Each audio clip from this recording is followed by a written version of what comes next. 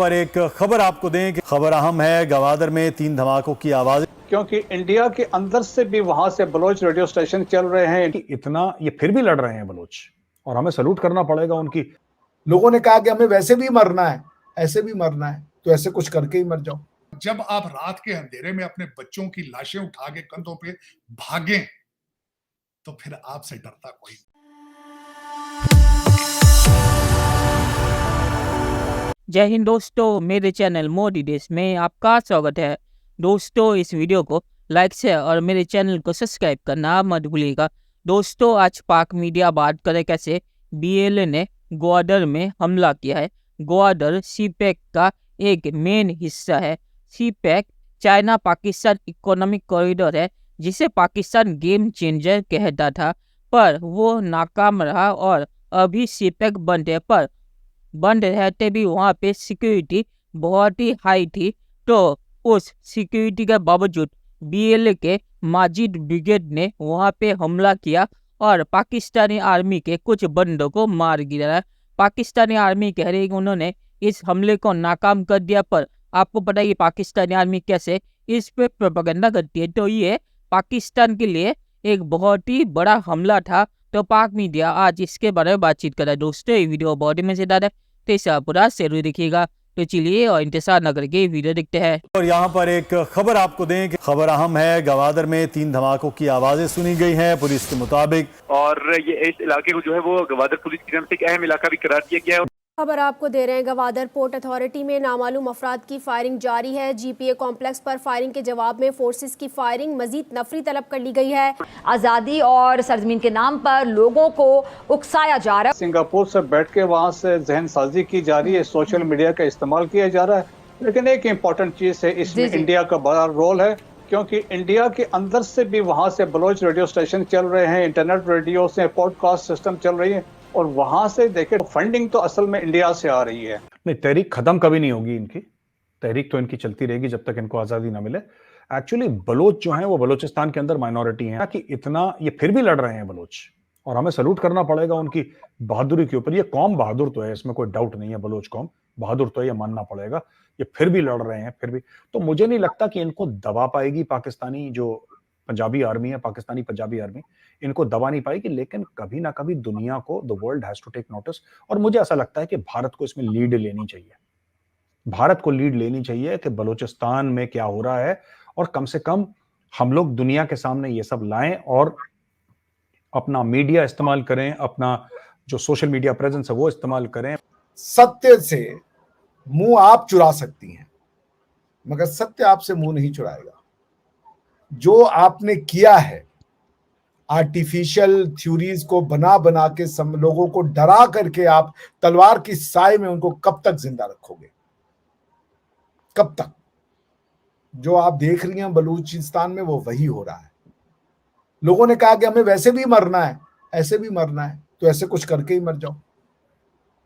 अब बीएलए भी जिहाद कर रहा है और पाकिस्तान की आर्मी भी जिहाद कर रही है। कौन सा जिहाद सही है मुझे नहीं पता। बस इससे ज्यादा मैं अभी नहीं बोलूंगा, क्योंकि आपका चैनल है। जी, धन्यवाद। एक दफ़ा बिल्कुल ख़त्म करना पड़ेगा। ये नहीं कि वो आपके प्रोजेक्ट्स मुल्क में स्टार्ट हो जाएं और फिर उसके बाद ये दहशतगर्दी शुरू हो। तो ये टिमटिमाते हुए होते हैं ना, वो चराग बुझ रहे हैं, दहशतगर्दी क्या इतना टिमटिमा रहे हैं, ये टिमटिमाते हुए चराग हैं। और जाहिर है कि एक किसी न किसी ने दुनिया में बनाया होगा बैठ के प्लान कि भाई पाकिस्तान में, तो वो पाकिस्तान को हमने कम्बोडिया बनाना था।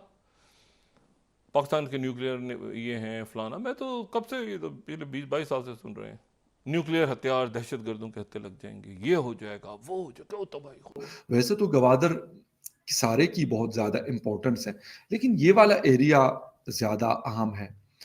फिर इसके अंदर इस तरह लोगों का घुस जाना, हालांकि बावजूद इसके कि यहाँ पर सिक्योरिटी मौजूद होती है। तकरीबन 2 घंटे पहले ये हमला शुरू हुआ, और अभी तक जो इस वीडियो को बनाने के दौरान भी खबरें जो आ रही हैं, उसके मुताबिक ये सिलसिला अभी फ़िलहाल जारी है। मज़ीद जो फोर्स है उसको बुलाया गया है। जो लोकल पुलिस है उन्होंने भी अपनी मज़ीद नफरी बुलाई है। लेकिन अफसोस कि हम एक ऐसी दुनिया में इस वक्त रह रहे हैं, पाकिस्तान एक ऐसा मुल्क बन गया कि कुछ होता है तो हम कहते हैं यार बस ठीक है, ये बिजनेस एज यूजुअल। अब उन 12 लोगों की लाशें रोड के किनारे उन्होंने फेंकी, लेकिन क्या हुआ उसके ऊपर? हम सुनते हैं जी ऑपरेशन हो रहा है, क्या हुआ उस ऑपरेशन का? कोई रिजल्ट आया? किसी ने कुछ बोला कि उस ऑपरेशन के अंदर क्या क्या कार्रवाई हुई, कितने लोगों को खत्म किया गया और कितनी एरिया को क्लियर किया गया? किसी ने कुछ नहीं कहा। आजकल वो अंधाधुंध तरीके से लगे हुए। मुझे तो आई एम सॉरी टू से, लेकिन मुझे तो ऐसा लगता है कि बाकायदा उनको आशीर्वाद हासिल है इन ताकतवर लोगों की, इसीलिए तो इतने धड़ल्ले से वो लगे हुए हैं। ताड़ साहब, पाकिस्तान के अंदर तो रोजाना हमले हो रहे हैं। आज एक हमला हुआ है ग्वादर पोर्ट के करीब, जिसपे आपको पता है चाइना ने बड़ी इन्वेस्टमेंट की हुई है, अरबों डॉलर की इन्वेस्टमेंट है। 2 हमारे फौजी शहीद हो गए हैं, 8 दहशतगर्द मारे गए हैं। ज्यादती है। मजीद ब्रिगेड है जिसने हमला किया, जिसने हमले की जिम्मेदारी कबूल की है। मजीद ब्रिगेड कौन है? ये जुल्फकार अली भुट्टो के ऊपर एक उनके अपना गार्ड था, मजीद उसका नाम था, उसने हमला किया था। बलोची था उसके नाम पर, उन्होंने मजीद ब्रिगेड बनाया, उसने इसकी हमले की जिम्मेदारी कबूल कर रही है। लेकिन आज मैं मिन्नत करूंगा पाकिस्तानी इदारों से, अनफ इज अनफ। जिस तरह आपने अफगानिस्तान के अगले दिन आपने अंदर जाके घुस के उसका जवाब दिया है, प्लीज उसी तरह इसको हैंडल करें। अनफ इज अनफ, क्योंकि इकॉनमी आपका सबसे बड़ा प्रॉब्लम है, करप्शन आपका सबसे बड़ा प्रॉब्लम है। खुदारा आप स्मगलिंग रोकें। एक तो सबसे बड़ी बात चीमा साहब, जो मैं आपके अदादो शुमार देख रहा था, सबसे ज्यादा हमले आपके सूबा सरहद केपी के और सूबा बलोचिस्तान में हुए। क्यों हुए हैं? क्योंकि दोनों के बॉर्डर अफगानिस्तान के साथ मिलते हैं और अफगानिस्तान की दहशतगर्दी के साथ आपकी स्मगलिंग इन्वॉल्व है। जब स्मगलिंग करते हैं दहशतगर्दों पे आप हाथ हौला रखते हैं। खुदारा इन चीजों को रोके। मैं साहब, जब आप रात के अंधेरे में अपने बच्चों की लाशें उठा के कंधों पे भागें तो फिर आपसे डरता कोई नहीं। चलिए दोस्तों, इस वीडियो बात करते हैं। तो ग्वादर में अभी कोई चीनी नहीं बचे, क्योंकि बीएलए ने इतना हमला किया कि चीनी बलूचिस्तान से भाग के निकल गए कराची में, और कराची में भी जब हमला हुआ तब वहां से फिर से चीन में भाग गए। तो मुझे नहीं लगता कि ग्वादर में अभी कोई चीनी बचे हुए हैं। पर बीएलए ने ये हमला पाकिस्तान को ये दिखाने के लिए किया कि वो किसी भी हालत में बलूचिस्तान में चीनी कब्जे को बर्दाश्त नहीं करेंगे। तो वहाँ पे अगर चीनी नहीं भी थे तब भी पाकिस्तान जो चाहता है कि वहाँ पे चीन आके रहे, तो बीएलए कभी ऐसा होने नहीं देंगे।